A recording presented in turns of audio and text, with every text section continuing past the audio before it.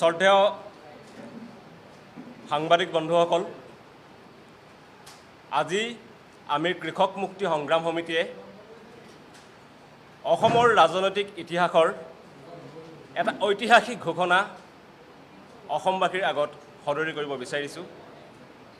আৰু আজিৰ এই সংবাদমেলত উপস্থিত আছোঁ মই কৃষক মুক্তি সংগ্ৰাম সমিতিৰ সভাপতি ভাস্কুতি শইকীয়া, আছে সভাপতি ৰাজু বৰা, কাৰ্যকৰী সভাপতি অনিল বড়ো আৰু কৃষক মুক্তি সংগ্ৰাম সমিতিৰ উপদেষ্টা হুছেইন মহম্মদ শ্বাহজাহান। শ্ৰদ্ধেয় অসমবাসী ৰাইজ, যোৱা বিগত বহুদিন ধৰি আপোনালোক সকলোৱে জানে যে জাতিধ্বংসী নাগৰিকত্ব সংশোধনীৰ বিৰুদ্ধে আন্দোলন কৰাৰ অপৰাধত কৃষক মুক্তি সংগ্ৰাম সমিতিৰ উপদেষ্টা অখিল গগৈ যোৱা 8 মাহ ধৰি কাৰাবন্দী হৈ আছে। তেখেতৰ লগত 7 মাহ ধৰি কাৰাবন্দী হৈ আছিল ধৈৰ্য কোঁৱৰ, বিতু সোণোৱাল আৰু মানস কোঁৱৰ। আৰু তাৰ পিছৰ পৰৱৰ্তী সময়ত আমি আপোনালোক সকলোৱে গম পাইছে 2021 চনৰ বিধানসভা নিৰ্বাচনো সমাগত। আৰু এই মুহূৰ্ততে আমি কৃষক মুক্তি সংগ্ৰাম সমিতিয়ে আমাৰ এই ঐতিহাসিক ঘোষণা কৰিবলৈ গৈছোঁ। আমি কৃষক মুক্তি সংগ্ৰাম সমিতিয়ে এটা নতুন ৰাজনৈতিক দল গঠন কৰিবৰ কাৰণে আমি সম্পূৰ্ণৰূপে নিজকে সাজু আৰু প্ৰস্তুত কৰি তুলিছোঁ। এটা সম্পূৰ্ণ নতুন ৰাজনৈতিক দল গঠনৰ কাৰণে আমি কৃষক মুক্তি সংগ্ৰাম সমিতিয়ে নিজকে সম্পূৰ্ণ সাজু প্ৰস্তুত কৰি তুলিছোঁ। আমাৰ কৃষক মুক্তি সংগ্ৰাম সমিতিৰ এই নতুন ৰাজনৈতিক দল পূৰ্বৰ গণমুক্তি সংগ্ৰাম অসম নামেৰে নহ'ব। এটা নতুন নামেৰে নতুন ৰূপত কৃষক মুক্তি সংগ্ৰাম সমিতিৰ এই নতুন ৰাজনৈতিক দলে আত্মপ্ৰকাশ কৰিব। কৃষক মুক্তি সংগ্ৰাম সমিতিৰ যি ৰাজনৈতিক দল, এই ৰাজনৈতিক দল সম্পূৰ্ণৰূপে এটা আঞ্চলিক ৰাজনৈতিক দল হ'ব। আৰু আমাৰ এই আঞ্চলিক ৰাজনৈতিক দলে সকলো জাতি, সকলো জনগোষ্ঠী, সকলো ধৰ্ম, সকলো ভাষা, সকলো বৰ্ণৰ মানুহকে সামৰি ল'ব। আকৌ এবাৰ কৈছোঁ, কৃষক মুক্তি সংগ্ৰাম সমিতিৰ এই ৰাজনৈতিক দল এটা আপোচবিহীন ৰাজনৈতিক দল হ'ব। কেনেকুৱা ধৰণৰ আপোচবিহীন ৰাজনৈতিক দল? আপোনালোক সকলোৱে দেখিছে যে নাগৰিকত্ব সংশোধনী আইনৰ বিৰুদ্ধে সমগ্ৰ অসমবাসীয়ে আন্দোলন কৰিছিল, সকলো জাতীয় দল সংগঠনে আন্দোলন কৰিছিল। কিন্তু আমাৰ আপোচবিহীনতাৰ কাৰণতেই আজিৰ তাৰিখতো কৃষক মুক্তি সংগ্ৰাম সমিতিৰ নেতা অখিল গগৈ কাৰাগাৰৰ অন্ধকাৰ কোঠৰীত আছে। তেনেকুৱা ধৰণৰ এক আপোচবিহীন ঐক্যবদ্ধ আঞ্চলিক ৰাজনৈতিক দল কৃষক মুক্তি সংগ্ৰাম সমিতিয়ে অনাগত সময়ত গঢ়ি তুলিব। আৰু আমাৰ এই ৰাজনৈতিক দল গঠনৰ কাৰণে সকলো ধৰণৰ বৌদ্ধিক কাম কাজ, যেনেকুৱা ধৰণৰ প্ৰস্তুতি চলাব লাগে, সকলো ধৰণৰ প্ৰস্তুতি ইতিমধ্যে সম্পূৰ্ণ কৰি তোলা হৈছে। কৃষক মুক্তি সংগ্ৰাম সমিতিৰ প্ৰস্তাৱিত ঐক্যবদ্ধ আঞ্চলিক ৰাজনৈতিক দলৰ সংবিধান আৰু কৰ্মসূচী ইতিমধ্যে প্ৰস্তুত কৰা হৈছে। আকৌ এবাৰ কৈছোঁ, কৃষক মুক্তি সংগ্ৰাম সমিতিৰ প্ৰস্তাৱিত আপোচবিহীন আঞ্চলিক ৰাজনৈতিক দলৰ সংবিধান আৰু কৰ্মসূচী ইতিমধ্যে প্ৰস্তুত কৰি তোলা হৈছে। আমাৰ যি কৰ্মসূচী, সেই কৰ্মসূচীখনৰ নাম হৈছে অসমবাসীৰ জাতীয় কৰ্মসূচী। কৃষক মুক্তি সংগ্ৰাম সমিতিৰ আপোচবিহীন আঞ্চলিক ৰাজনৈতিক দলৰ যি কৰ্মসূচী, সেই কৰ্মসূচীৰ নাম হৈছে অসমবাসীৰ জাতীয় কৰ্মসূচী। আৰু আমাৰ বিশ্বাস, অসমবাসীৰ জাতীয় কৰ্মসূচী হ'ব অনাগত দিনৰ আধুনিক অসমীয়া জাতিৰ গঠনৰ বুনিয়াদীৰ দলিল। আমাৰ যি দলৰ সংবিধান আৰু কৰ্মসূচী প্ৰস্তুত কৰা হৈছে, তাক আমি কৃষক মুক্তি সংগ্ৰাম সমিতিৰ সকলো জিলা সমিতিলৈ আমি প্ৰেৰণ কৰিম। কৃষক মুক্তি সংগ্ৰাম সমিতিৰ সকলো গণসংগঠন আৰু পৰৱৰ্তী সময়ত যিহেতু আমাৰ এই কৃষক মুক্তি সংগ্ৰাম সমিতিৰ যি আপোচবিহীন আঞ্চলিক ৰাজনৈতিক দল, এই আঞ্চলিক ৰাজনৈতিক দল এটা অসমবাসী ৰাইজৰ দল হ'ব। গতিকে আমাৰ কৰ্মসূচী আমি অসমবাসী ৰাইজৰ মতামতৰ বাবেও প্ৰেৰণ কৰিম। সমগ্ৰ অসমবাসীয়ে তেখেতসকলৰ মতামত দিব পাৰিব যে কৃষক মুক্তিৰ প্ৰস্তাৱিত আঞ্চলিক ৰাজনৈতিক দলৰ কৰ্মসূচীত কি কি কৰ্মসূচী থাকিব লাগে, সমগ্ৰ অসমবাসীয়ে তাত মতামত দিব পাৰিব। আৰু অসমবাসীৰ মতামতক লৈ, সমগ্ৰ অসমবাসীৰ মতামতক লৈ আমি অসমবাসীৰ জাতীয় কৰ্মসূচী সম্পূৰ্ণৰূপে প্ৰস্তুত কৰি আমাৰ দলৰ গঠনৰ কাম কাজ আগবঢ়াই লৈ যাব বিচাৰোঁ। আজি আমি স্পষ্ট আৰু পোনপটীয়াভাৱে কৃষক মুক্তি সংগ্ৰাম সমিতিয়ে ক'ব বিচাৰিছোঁ, আমি ঐক্যবদ্ধ আঞ্চলিক ৰাজনৈতিক শক্তি বিচাৰোঁ। আমি এক আঞ্চলিক ঐক্যবদ্ধ আঞ্চলিক শক্তি বিচাৰোঁ আৰু তাৰ বাবে আমি আহ্বান জনাইছোঁ যে অসমৰ সকলোবিলাক আঞ্চলিক শক্তি একলগ হওক। সকলো ধৰণৰ সাম্প্ৰদায়িকতাবাদ, সেয়া মুছলিম সাম্প্ৰদায়িকতাবাদেই হওক, সেয়া হিন্দু সাম্প্ৰদায়িকতাবাদেই হওক, তাৰ বিৰুদ্ধে যুঁজি আমি অসমবাসীয়ে এক ঐক্যবদ্ধ আপোচবিহীন আঞ্চলিক দল গঢ়ি তোলাটোৱে হৈছে এই মুহূৰ্তত জাতীয় কৰ্তব্য। আকৌ এবাৰ কৈছোঁ, ঐক্যবদ্ধ আপোচবিহীন আঞ্চলিক শক্তি গঢ়ি তোলাটোৱে হৈছে এই মুহূৰ্তত অসমবাসীৰ জাতীয় কৰ্তব্য। তাৰ অন্যথা আমি অসমবাসীয়ে কেতিয়াও আমাৰ ওপৰত যি অত্যাচাৰ, আমাৰ ওপৰত বৰ্তমান যি অনাচাৰ চলিছে, তাৰ পৰা আমাৰ কেতিয়াও মুক্তি সম্ভৱপৰ নহ'ব। এতিয়া আমি ক'ব বিচাৰিছোঁ, আমাৰ যি প্ৰস্তাৱিত আপোচবিহীন আঞ্চলিক ৰাজনৈতিক দল হ'ব, কি কাৰণে আমি এই আঞ্চলিক ৰাজনৈতিক দল গঠন কৰিব বিচাৰিছোঁ? ক্ষমতাৰ বাবে নেকি? কোনো পধ্যেই নহয়। আমাৰ এই আপোচবিহীন আঞ্চলিক ৰাজনৈতিক দল গঠন হ'ব এখন ৰাজনৈতিকভাৱে ফেডাৰেল। আপোচবিহীন ৰাজনৈতিক দল গঠন কৰাৰ উদ্দেশ্যটো হৈছে এখন ৰাজনৈতিকভাৱে ফেডাৰেল, অৰ্থনৈতিকভাৱে আত্মনিৰ্ভৰশীল আৰু সামাজিক আৰু সাংস্কৃতিকভাৱে ইনক্লুচিভ, সকলোকে সামৰি আৰু এখন মানসিকভাৱে বিজ্ঞানসন্মত অসম গঢ়ি তোলাৰ বাবে আমি এই দল গঠন কৰিছোঁ। ৰাজনৈতিকভাৱে ফেডাৰেল, অৰ্থনৈতিকভাৱে আত্মনিৰ্ভৰশীল, সাংস্কৃতিকভাৱে ইনক্লুচিভ আৰু মানসিকভাৱে এখন বিজ্ঞানসন্মত অসম গঢ়ি তোলাৰ বাবে। সেয়েহে আজি আমি কৃষক মুক্তি সংগ্ৰাম সমিতিয়ে অসমবাসীক, আমি সকলো আঞ্চলিকতাবাদত বিশ্বাসী, অসমৰ স্বাভিমানৰ প্ৰতি দায়বদ্ধ, জাতীয় ভাৱাপন্ন, ধৰ্মনিৰপেক্ষ, আপোচবিহীন আৰু প্ৰগতিশীল ব্যক্তিক আমাৰ দলত যোগদান কৰিবৰ কাৰণে, আমাৰ লগত যোগাযোগ কৰিবৰ কাৰণে, আমাৰ লগত সহযোগিতা কৰিবৰ কাৰণে আহ্বান জনাইছোঁ। আমি কৃষক মুক্তি সংগ্ৰাম সমিতিয়ে আঞ্চলিকতাবাদত বিশ্বাসী, অসমৰ স্বাভিমানৰ প্ৰতি দায়বদ্ধ, জাতীয় ভাৱাপন্ন, ধৰ্মনিৰপেক্ষ, প্ৰগতিশীল আৰু আপোচবিহীন প্ৰতিজন অসমবাসীকে আমাৰ দলত যোগদান কৰিবৰ কাৰণে, আমাৰ লগত যোগাযোগ কৰিবৰ কাৰণে আৰু আমাৰ লগত সহযোগিতা কৰিবৰ কাৰণে বিনম্ৰভাৱে আহ্বান জনাইছোঁ। আমি পুনৰ ঘূৰি যাব বিচাৰিছোঁ আমাৰ যি কৰ্মসূচী তালৈ। আমাৰ যি কৰ্মসূচী অসমবাসীৰ জাতীয় কৰ্মসূচী, আমি বিশ্বাস অসমবাসীৰ জাতীয় কৰ্মসূচী যেতিয়া সম্পূৰ্ণৰূপে প্ৰস্তুত কৰি তোলা হৈছে, অসমবাসীৰ মতামত গ্ৰহণ কৰা হ'ব আৰু তাৰ পাছত এই অসমবাসীৰ জাতীয় কৰ্মসূচীয়ে হ'ব আমাৰ পয়া লগা আৰ্থ সামাজিক অসমখনক এখন নতুন অসমলৈ, এখন উন্নত অসমলৈ ৰূপান্তৰিত কৰাৰ কাৰণে এখন জাতিৰ দলিল, বুনিয়াদী দলিল হ'ব বুলি আমি বিশ্বাস কৰিছোঁ। আমি পুনৰবাৰ সমগ্ৰ অসমবাসীক কৃষক মুক্তি সংগ্ৰাম সমিতিৰ উদ্যোগত গঠন হ'ব লগা আপোচবিহীন আঞ্চলিক ৰাজনৈতিক দলৰ প্ৰতি সহযোগিতা আগবঢ়াবৰ কাৰণে, যোগদান কৰিবৰ কাৰণে আৰু যোগাযোগ কৰিবৰ কাৰণে আমি বিনম্ৰভাৱে আহ্বান জনাই আমাৰ আজি সংবাদমেল সামৰিছোঁ। আপোনালোকৰ কিবা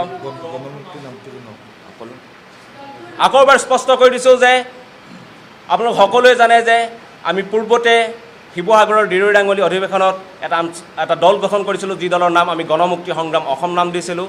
কিন্তু আমাৰ এই নতুন দল গণমুক্তি সংগ্ৰাম অসম নামেৰে নহ'ব, এই নতুন দল নতুন নামেৰে আৰু নতুন ৰূপত হ'ব। হয়, যিমান নহয়, নতুন নামত আৰু নতুন ৰূপত হ'ব।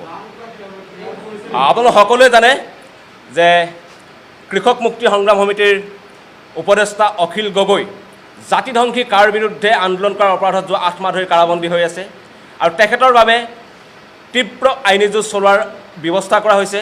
আমি আশাবাদী অতি সোনকালেই তেখেত কাৰাগাৰৰ অন্ধকাৰ কোঠৰীৰ পৰা মুকলি আকাশলৈ আহিব। সমগ্ৰ অসমবাসীয়ে এতিয়া চাই আছে এজন মানুহৰ মুখলৈ, সেইজন হৈছে অখিল গগৈ। আৰু আমি ভাবোঁ যে অখিল গগৈয়ে ওলাই আহি নিজ মুখেৰে কৃষক মুক্তি সংগ্ৰাম সমিতিৰ প্ৰস্তাৱিত ৰাজনৈতিক দলৰ নাম ঘোষণা কৰিব অসমবাসীৰ আগত।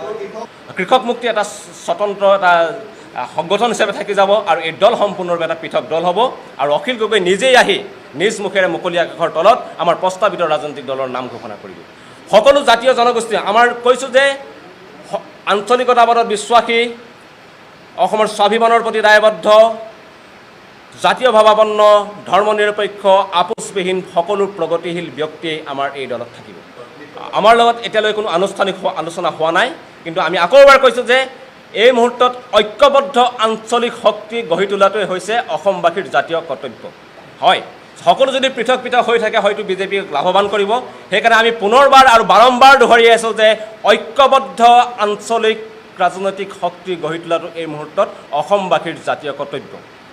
নিশ্চিতভাৱে আমি এই ক্ষেত্ৰত পৰৱৰ্তী সময়ত আমি ঘোষণা কৰিম কেনেকৈ সদৌ অসম ছাত্ৰ সন্থাই হওক বা অসম জাতীয়তাবাদী যুৱ জাতীয়তাবাদী ছাত্ৰ পৰিষদে হওক বা অন্যান্য সকলো দল সংগঠনৰ লগত কেনেধৰণে আমি আলোচনাবিলাক আগবঢ়াম সেইখিনি আমি পৰৱৰ্তী সময়ত আপোনালোকৰ আগত ৰাজহুৱা কৰিম।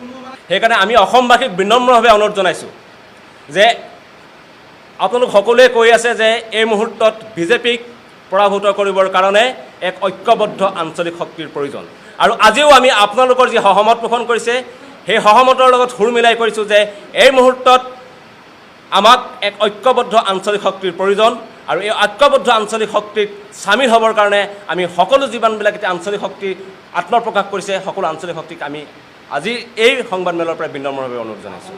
এই সম্পৰ্কে আমি ইতিমধ্যে আমাৰ প্ৰাৰম্ভিক আমাৰ যিবিলাক কাম কাজ চলি আছে, কিন্তু এতিয়ালৈকে আমি সেই চূড়ান্ত সিদ্ধান্ত এই মুহূৰ্তত আমি ৰাজহুৱা কৰিব বিচৰা নাই ৰণকৌশলগত কাৰণত। আমি পৰৱৰ্তী সময়ত কিমানটা সমষ্টিত আমি নিৰ্বাচনত অৱতীৰ্ণ হ'ম, কেনেধৰণে অৱতীৰ্ণ হ'ম, এই সকলো কথা আমি ৰাজহুৱা কৰিম। নাই চাওক, অভিযুক্ত আৰু ন্যায়ালয়ৰ মজিয়াত দোষী সাব্যস্ত হোৱাৰ মাজত এটা পাৰ্থক্য আছে। যদি ন্যায়ালয়ৰ মজিয়াত কোনোবা দোষী সাব্যস্ত হৈছে তেনে ব্যক্তি কোনোপধ্যেই আমাৰ এই আপোচবিহীন আঞ্চলিক শক্তিৰ দলত নাথাকে। কিন্তু অভিযুক্ত হয়তো হ'ব পাৰে, এতিয়া বিভিন্ন ৰাজনৈতিক চক্ৰান্তৰ কাৰণে বিভিন্ন মানুহ অভিযুক্ত হৈ থাকে, তেনেকুৱা মানুহবিলাক হয়তো প্ৰকৃততে দোষী নহ'বও পাৰে। গতিকে সেইবিলাক কথা নিশ্চিতভাৱে আমি পৰৱৰ্তী সময়ত চালি জাৰি চাম। নিশ্চিতভাৱে অখিল গগৈয়ে প্ৰতিদ্বন্দ্বিতা কৰিব আৰু অখিল গগৈ নিজেই ওলাই আহি আমি কৈছোঁ যে কাৰাগাৰৰ পৰা ওলাই আহি এই ৰাজনৈতিক দলৰ নাম নিজ মুখে ঘোষণা কৰিব। কাৰণ সমগ্ৰ আমি অসমবাসীয়ে এতিয়া এজন ব্যক্তিৰ মুখলৈ চাই আছে, এজন অখিল গগৈ। আৰু এই কথা আমাক বিভিন্নজনে প্ৰতিদিনে আমাৰ মাজলৈ যি ধৰণৰ সঁহাৰি আহি আছে, আপোনালোকে দেখা পাইছে যে আমাৰ হাতত এটা ফুটা কৰিও নাছিল অখিল গগৈৰ আইনী যুঁজৰ কাৰণে। আৰু ৰাইজে এটকা দুটকাকৈ বৰঙণি দি যি মৰমেৰে আমাক উপচাই দিছে, আমি বিশ্বাস সেই একেই মৰম আমাৰ এই প্ৰস্তাৱিত ৰাজনৈতিক দলেও অসমবাসী ৰাইজৰ পৰা লাভ কৰিব। আমি কৈছোঁ যে আমাৰ যি ৰাজনৈতিক দল হ'ব সেয়া হ'ব এক আপোচবিহীন আঞ্চলিক দল। আৰু কোনো আপোচবিহীন আঞ্চলিক দলে কোনো ৰাষ্ট্ৰীয়তাবাদী শক্তিৰ লগত নিশ্চিতভাৱে আপোচ নকৰিব। হ'ব, আমি অহা অক্টোবৰ মাহৰ ভিতৰত অখিল গগৈ কাৰাগাৰৰ পৰা ওলাই আহিব বুলি আমি বিশ্বাস কৰিছোঁ। আমাৰ তীব্ৰ আইনী যুঁজ চলোৱা হৈছে, আমাৰ ন্যায়ালয়ৰ ওপৰত আস্থা আছে, আমাৰ আস্থা আছে ভগৱানৰ ওপৰত, আৰু আমাৰ আস্থা ৰাইজে যি ধৰণৰ মৰম আৰু আশীৰ্বাদে আমাক উপস্থাই দিছে যে ৰাইজৰ মৰম আৰু আশীৰ্বাদে আমি বিশ্বাস যে অখিল গগৈ শীঘ্ৰে মুকলি আকাশৰ তললৈ ওলাই আহিব। বিভিন্ন ধৰণৰ ব্যক্তিৰ বা বিভিন্ন ধৰণৰ দল সংগঠনৰ লগত যোগাযোগ চলি আছে, কিন্তু মই কৈছোঁ যে সম্পূৰ্ণ ৰণকৌশলগত কাৰণত সেইখিনি কথা আজিয়ে ৰাজহুৱা কৰাটো সম্ভৱপৰ নহয়। আমি পৰৱৰ্তী সময়ত যেতিয়া সেইবিলাকৰ ক্ষেত্ৰত এটা চূড়ান্ত সিদ্ধান্তত আমি উপনীত হ'ম সেই মুহূৰ্তত আপোনালোকক আমি অৱগত কৰিম। অজিত ভূঞাৰ নেতৃত্বাধীন এই গণমৰ্চাৰ লগত আমাৰ এখন বৈঠক অনুষ্ঠিত হৈছিলে, আৰু নিশ্চিতভাৱে পৰৱৰ্তী সময়ত তেখেতসকলত আকৌ পৰৱৰ্তী বৈঠক হ'ব। আমি কৈছোঁৱে যে এই মুহূৰ্তত বিজেপিক পৰাভূত কৰিবলৈ হ'লে সকলো আঞ্চলিক শক্তি একলগ হ'ব লাগিব। আমি বাৰম্বাৰ কৈছোঁ যে অসমৰ সকলোবিলাক আঞ্চলিক দল, অসমৰ সকলো আঞ্চলিক শক্তি আজি একলগ হোৱাটো প্ৰয়োজন। এইটো জাতীয় কৰ্তব্য বুলি আমি সকলোৱে ধৰি লোৱা উচিত। আমি কোনো ধৰণৰ সাম্প্ৰদায়িকতাবাদী শক্তিৰ লগত নাই, সেয়া মুছলমান সাম্প্ৰদায়িকতাবাদেই হওক, সেয়া হিন্দু সাম্প্ৰদায়িকতাবাদেই হওক। কৃষক মুক্তিৰ প্ৰস্তাৱিত আপোচহীন ৰাজনৈতিক দল কোনো ধৰণৰ সাম্প্ৰদায়িকতাবাদী শক্তিৰ লগত আমি কোনো ধৰণৰ আপোচ নকৰোঁ। আমি কৈছোঁ যে আমাৰ দল হ'ব আপোচবিহীন আঞ্চলিক ৰাজনৈতিক দল, আৰু আপোচবিহীন ৰাজনৈতিক দল এটাৰ স্থিতি যি হ'ব লাগিব সেই স্থিতিয়ে হ'ব। আমি নিশ্চিতভাৱে ৰাষ্ট্ৰীয়তাবাদৰ প্ৰবক্তাৰ লগত আমি নিশ্চিতভাৱে আপোচ নকৰিম। আমি ভাবোঁ যে সৰ্বভাৰতীয় ৰাজনৈতিক দলে অসমৰ আমাৰ যি অৱস্থা, আমাৰ যি পয়া লগা আৰ্থ সামাজিক অৱস্থা, তাৰ বাবে দায়ী সৰ্বভাৰতীয় ৰাজনৈতিক দলসমূহ, আৰু তেনে দলসমূহৰ লগত আমি নিশ্চিতভাৱে আমি আপোচ নকৰিম। হয়, আমাৰ এটা পৰ্যায়ত কিছু ধৰণৰ যোগাযোগ তাত চলি আছে, কিন্তু সেই পৰৱৰ্তী সময়ত আমি এইবিলাক ৰাজহুৱা কৰিম যেতিয়া আমি এটা চূড়ান্ত সিদ্ধান্তত উপনীত হ'ম। আমি সকলো শক্তিক আমি বাৰম্বাৰ কৈছোঁ যে আঞ্চলিকতাবাদত বিশ্বাসী, অৰ্থাৎ তেওঁলোকে কা বিৰোধিতা কৰিব। আমি কৈছোঁ যে অসমৰ স্বাভিমানৰ প্ৰতি দায়বদ্ধ, অসমৰ স্বাভিমানৰ প্ৰতি দায়বদ্ধ কোন আছিল? অসমৰ স্বাভিমানৰ প্ৰতি দায়বদ্ধ আছিল অসমৰ ছাত্ৰ সমাজ, যি বন্দুক বেনেটলৈ ভয় নকৰি ৰাজপথলৈ ওলাই আহি কাৰ বিৰুদ্ধে ৰাজপথ উত্তাল কৰিছিল। নিশ্চিতভাৱে আমাৰ বিশ্বাস যে অসমৰ স্বাভিমানৰ প্ৰতি দায়বদ্ধ সেইসকল ছাত্ৰ সমাজ আমাৰ লগত থাকিব। আৰু তেখেতসকল বুজিছে শত্ৰু কোন মিত্ৰ কোন, কাৰণ তেখেতসকলে জানিছে যোৱা 8 মাহ ধৰি কাৰাগাৰত কোনক বন্দী কৰি ৰাখিছে কাৰ বিৰুদ্ধে আন্দোলন কৰাৰ পৰা। যিবিলাক আমি কৈছোঁ যে আমাৰ কোনো সুবিধাবাদী ৰাজনীতিৰ লগত আমাৰ ধৰণৰ কোনো সম্পৰ্ক নাই। আমি বাৰম্বাৰ কৈছোঁ যে আঞ্চলিকতাবাদত বিশ্বাসী, অসমৰ স্বাভিমানৰ প্ৰতি যাৰ দায়বদ্ধতা আছে সেইসকল ব্যক্তিক আমাৰ লগত যোগাযোগ কৰিবলৈ, আমাৰ দলত যোগদান কৰিবলৈ, আমাৰ লগত সহযোগিতা কৰিবলৈ আমি আকৌ এবাৰ বিনম্ৰভাৱে অনুৰোধ জনাইছোঁ। অচিৰে আমি যোগদান প্ৰক্ৰিয়া আৰম্ভ হ'ব। আমি বাৰম্বাৰ কৈছোঁ যে অখিল গগৈ অতি শীঘ্ৰে কাৰাগাৰৰ পৰা মুকলি আকাশলৈ ওলাই আহিব, আৰু তাৰপিছতে আমি পূৰ্ণাংগ ৰূপত আমাৰ দল গঠনৰ কাম এই সময়ত আমি অতি শীঘ্ৰেই ৰাজহুৱা কৰিম যে কেনেধৰণে আমি পৰৱৰ্তী কাৰ্যসূচীবিলাক ল'ম। যিখিনি সিদ্ধান্ত এতিয়ালৈকে চূড়ান্ত হৈছে সেইখিনি আপোনালোকক আমি ক'লোঁ যে আমাৰ সংবিধান প্ৰস্তুত হৈছে, আমাৰ কৰ্মসূচী প্ৰস্তুত হৈছে, অসমবাসীৰ জাতীয় কৰ্মসূচী প্ৰস্তুত হৈছে, আমাৰ নাম চূড়ান্ত হৈছে। এইখিনিলৈকে আমি যিখিনিলৈকে চূড়ান্ত হৈছে, আমাৰ দলৰ উদ্দেশ্য চূড়ান্ত হৈছে, আমাৰ লক্ষ্য ঠিক হৈছে, সেইখিনিলৈকে আমি আপোনালোকক ৰাজহুৱা কৰিছোঁ। আৰু যিখিনি এতিয়ালৈকে চূড়ান্ত হোৱা নাই সেইখিনি আমি পৰৱৰ্তী সময়ত কৰিম। নাই আমি নহয়, ঠিকে আমি কৈছোঁ যে আমাৰ যি দল হ'ব সেই দল মুছলমান সাম্প্ৰদায়িকতাবাদেই হওক, হিন্দু সাম্প্ৰদায়িকতাবাদেই হওক, কোনো সাম্প্ৰদায়িক শক্তিৰ লগত আমি কৃষক মুক্তি সংগ্ৰাম সমিতি প্ৰস্তুত কৰিছোঁ। সেইটো আপোনালোকেও বিজ্ঞ, আপোনালোকে দীৰ্ঘদিন ধৰি ৰাজনৈতিক খবৰ সংগ্ৰহ কৰি আছে। গতিকে আমাৰ বক্তব্য আমি স্পষ্ট যে আমি কোনো সাম্প্ৰদায়িক শক্তিৰ লগত, সেয়া হিন্দু সাম্প্ৰদায়িক শক্তিয়ে হওক, সেয়া মুছলমান সাম্প্ৰদায়িক শক্তিয়ে হওক, তেনে কোনো সাম্প্ৰদায়িক শক্তিৰ লগত আমি নাই। আমি সত্ৰ সংগঠনৰ আমাৰ যি এই ৰাজনৈতিক দল আজি আমি ঘোষণা কৰিছোঁ, এয়া কৃষক মুক্তি সংগ্ৰাম সমিতিৰ আঞ্চলিক ৰাজনৈতিক দল ঘোষণা কৰিছোঁ। আমি পৰৱৰ্তী সময়ত আমাৰ যি সত্ৰ সংগঠনৰ এখন মঞ্চ আছিল, তাৰ যি দল সংগঠনৰ লগত আমি নিশ্চিতভাৱে আমি আলোচনাত বহিম। হয়, গণমুক্তি সংগ্ৰাম আমি গঠন কৰিছিলোঁ। বিভিন্ন কাৰিকৰী কাৰণত আৰু অনকৌশলগত কাৰণত আমি গণমুক্তি সংগ্ৰাম অসমৰ দল গঠনৰ কাম কাজটো আগবঢ়াই নিনিলোঁ। আৰু আমাৰ যি নতুন দল হ'ব সেই দল সম্পূৰ্ণ নতুন নামেৰে আৰু নতুন ৰূপত আত্মপ্ৰকাশ